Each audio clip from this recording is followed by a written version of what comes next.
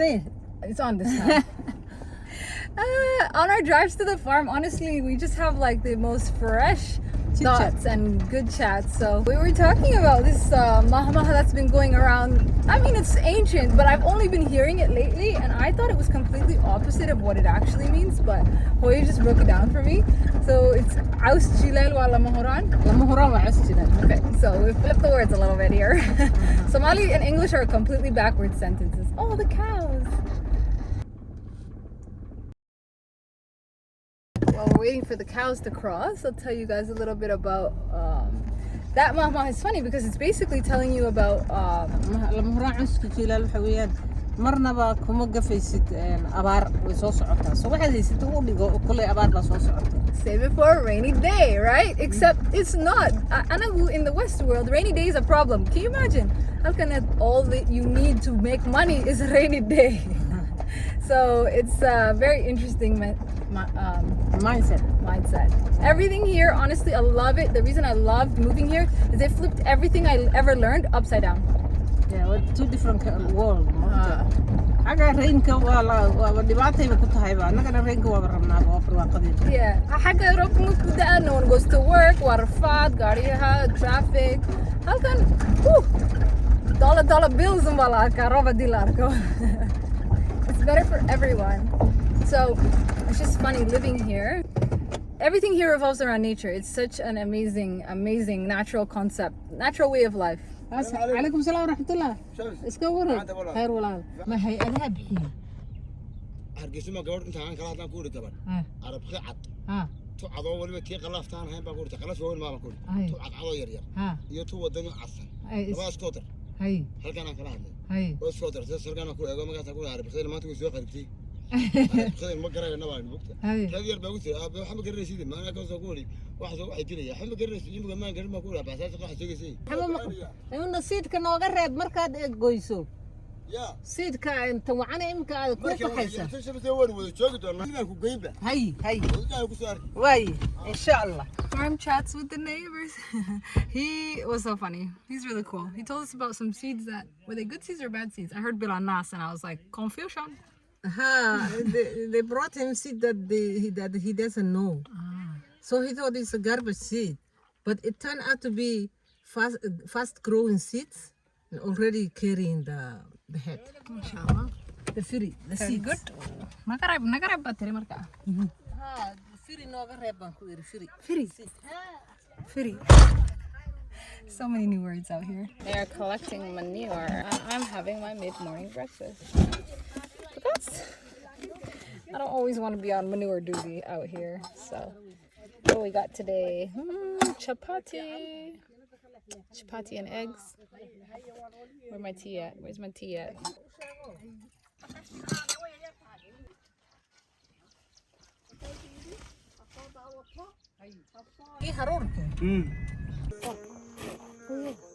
Oh, prop it with the diggle?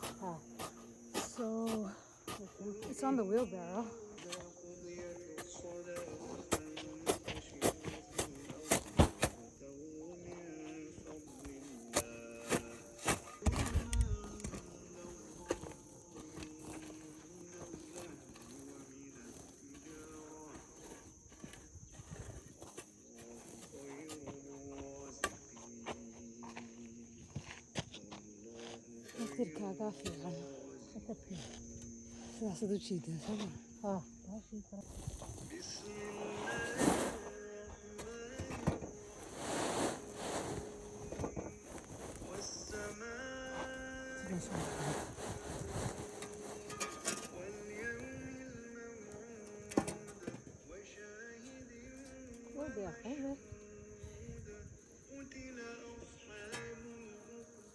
Should I turn it with this? Okay. That and oh.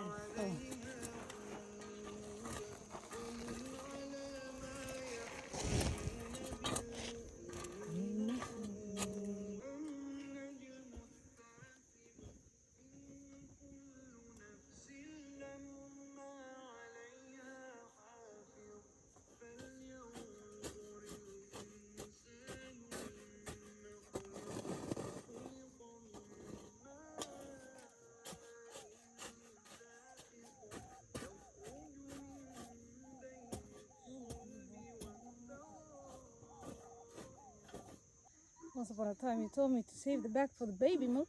Wow.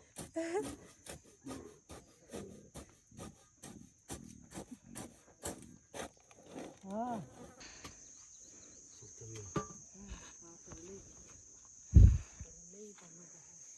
We're using the wrong tool. Let me guess, Yambudi. Ah, it's too heavy for me. I can't even lift that thing. The matraq. Ah, this one worked fine for me. aniga batana ku baqbaqay. The other side. We're just softening the soil for the next turn of cilantro. And now Mom's gonna level it so that the water sits well. Then we can continue our rotation.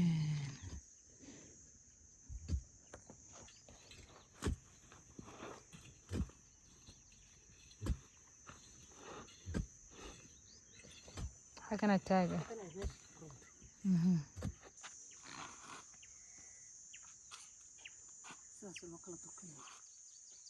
need to breathe. Ah.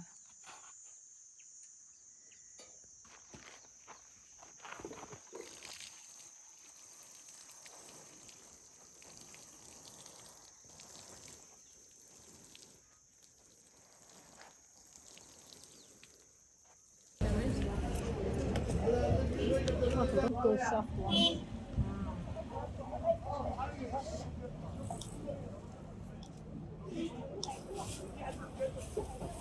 Yo, farm work and market in one day, Mama.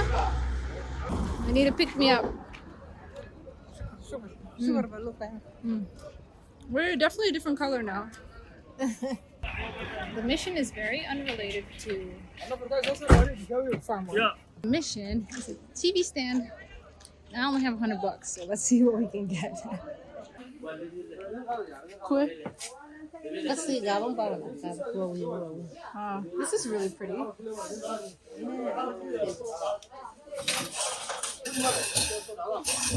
Oh wow. It's not a TV stand, but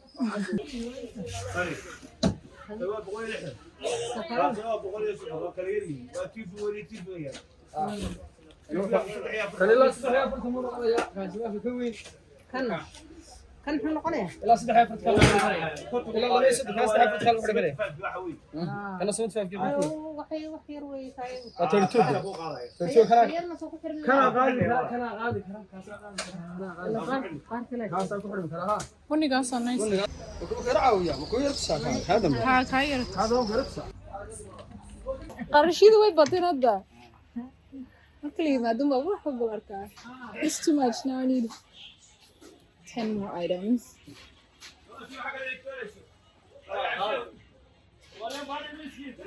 qaybisadeed fish baa la yidhahdaa mise qaybisana way noqonaysaa extension ha sax shalad ma ku jiraa شغلته iyo miis صح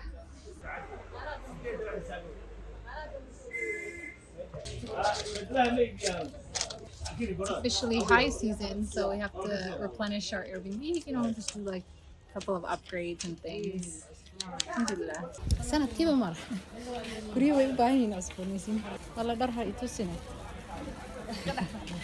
Go straight to the seeds aisle. Ay xagana mar. Bahlahana waa another day, mama.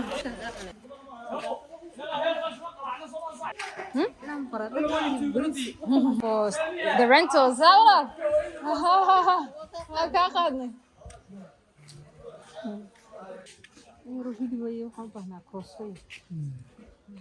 Well, حلي إن شاء الله.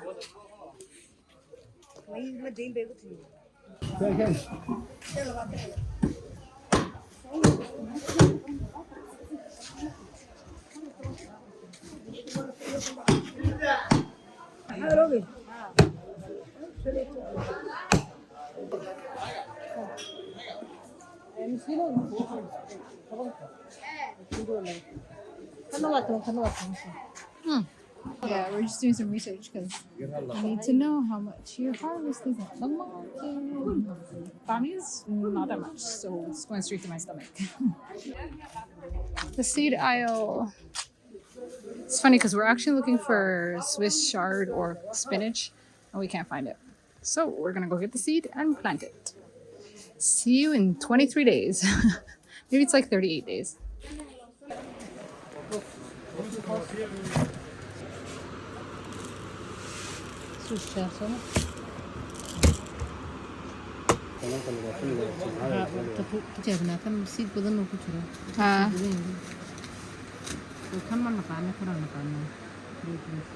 want to try carrots too. Hi. qarashka seedkii baa ka batay kii guriga lagu goglayay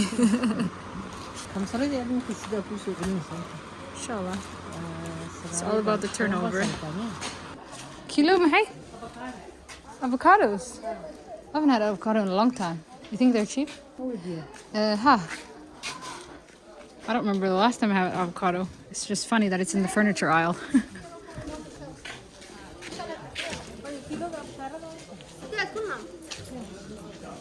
That's so cheap. Cool, madow.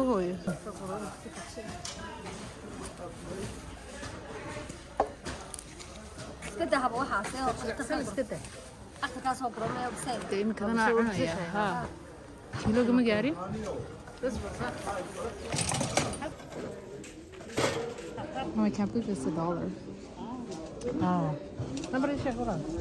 Avocado diet coming up with my carrots that I just planted. Oh, and the salad. We're eating fresh out here.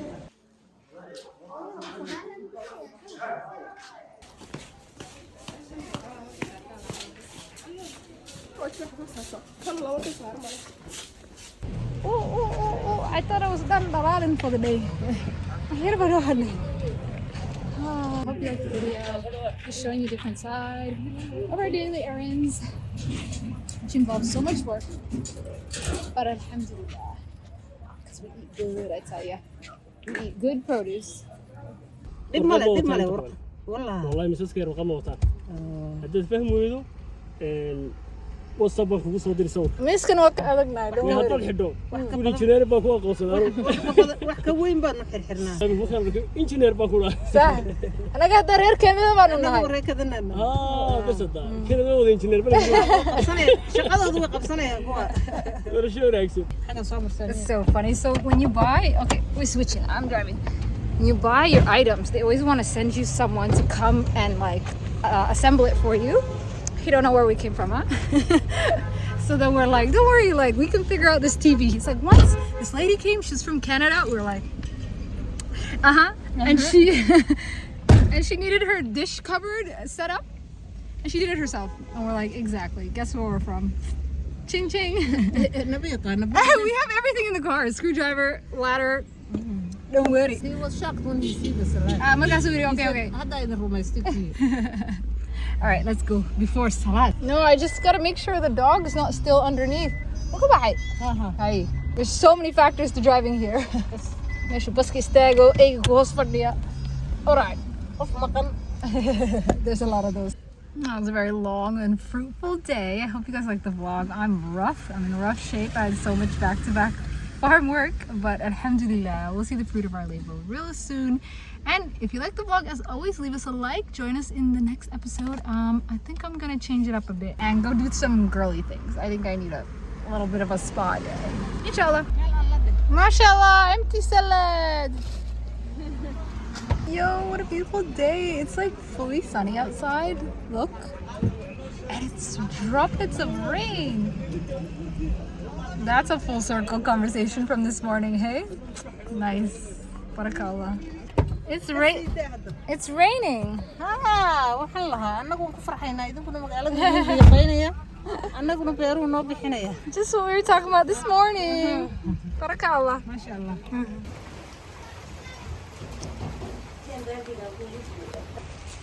Enjoying the rain. I love when it's sunny and rainy outside.